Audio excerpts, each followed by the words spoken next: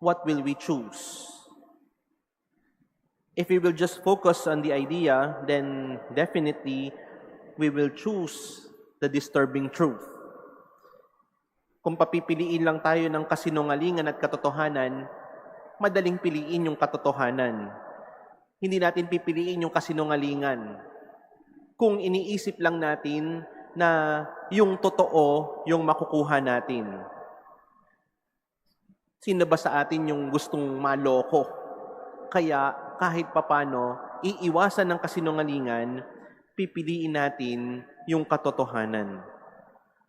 But if we will just leave it on the level of ideas, then it will be easy for us to choose what is true, what is factual, what is genuine. But realistically speaking, that is not the case. We may be presented with what is true and with what is not true, but most of the time, we do not choose what is true. We do not choose what is factual. We do not choose what is genuine. Because in reality, we choose what is comfortable to hear, what is comfortable for our ears, what is comfortable rather than choosing what is disturbing for us. Mas madaling tanggapin kung magandang pakinggan. Kung yung katotohanan hindi magandang pakinggan, hindi natin pipiliin yan. Halimbawa, masakit pakinggan kapag napagsabihan tayo na ang taba-taba mo na. Pag matagal kayong hindi nagkita ng magkakaibigan, tapos kinamusta ka at nakita ka at sinabihan kang, ang taba mo na. Hindi madaling tanggapin yung katotohanan na iyon. Kaya nga mas madali siguro kapag kinamusta ka, kamusta ka na? Unahan mo na, ito mataba pa rin. Hindi madaling tanggapin kung ano yung totoo. Minsan ayaw nating pag-usapan dahil masakit matanggap kung ano yung totoo. O di kaya, mahirap din tanggapin yung katotohanan na lahat tayo dumadaan sa pagtanda. May mga bagay na hindi na natin kayang gawin ngayon na kaya natin gawin dati. Kaya kapag pinagsabihan tayo, wag mo nang gawin yan, ipaubaya mo na sa mas bata. Anong sasabihin? O kaya anong naririnig natin? Kalabaw lang ang tumatanda. Ayaw nating tanggapin yung isang katotohanan na ibinibigay o ipinaparinig sa atin. We would choose to believe the uncomfortable lie rather than accepting and facing the disturbing truth. And that was the reality that Jeremiah was facing in our first reading. Here is a prophet proclaiming God's message, proclaiming the truth, but the people did not want to hear the truth. For them, that was not the truth. For them, it was not the message of God. For them, Jeremiah was not proclaiming something that was authentic. For them, they see Jeremiah as someone who would want to destabilize them, someone who would want to demoralize them. He was even suspected of not being interested in the welfare of the people, but in their ruin. Yun ang sinasabi sa kanya. Walang katotohanan yung kanyang mga sinasabi. Hindi mensahe yan ng Diyos. Dahil ang iniisip lang niya yung kapahamakan ng bayan. Hindi kung ano yung mas nakabubuti, kung ano yung tingin nila o kaya yung pinaniniwalaan nilang mas nakakabuti. But in reality, Jeremiah was proclaiming something that was for their welfare and not for their ruin.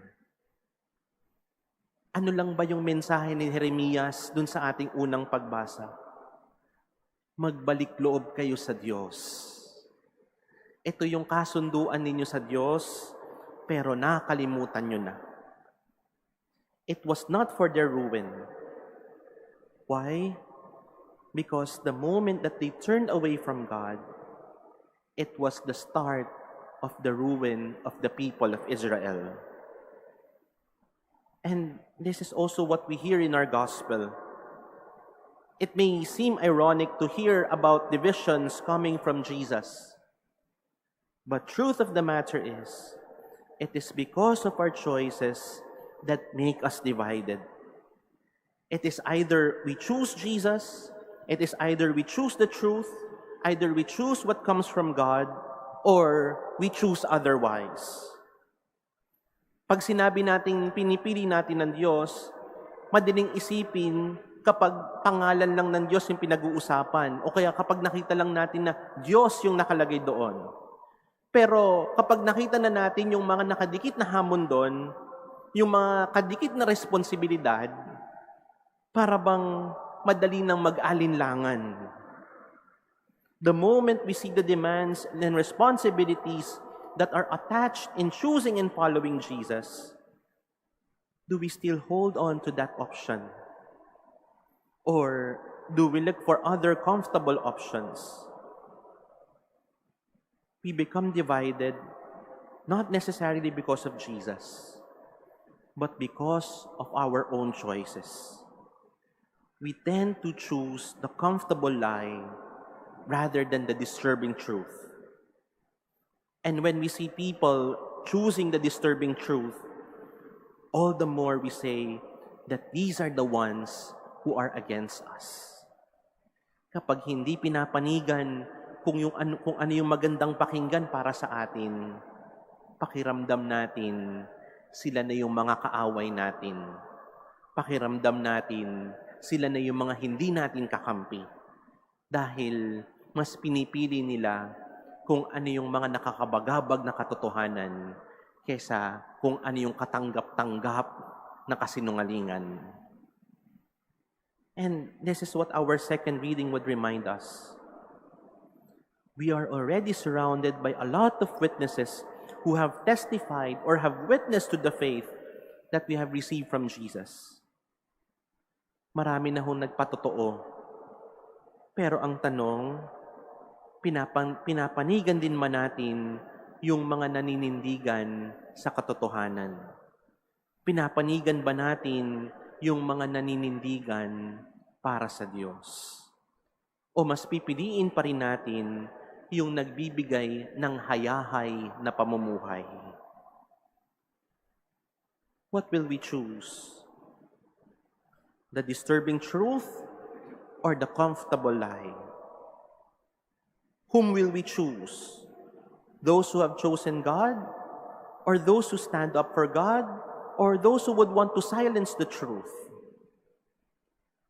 If we make the wrong choices, then we could expect the division that Jesus will bring.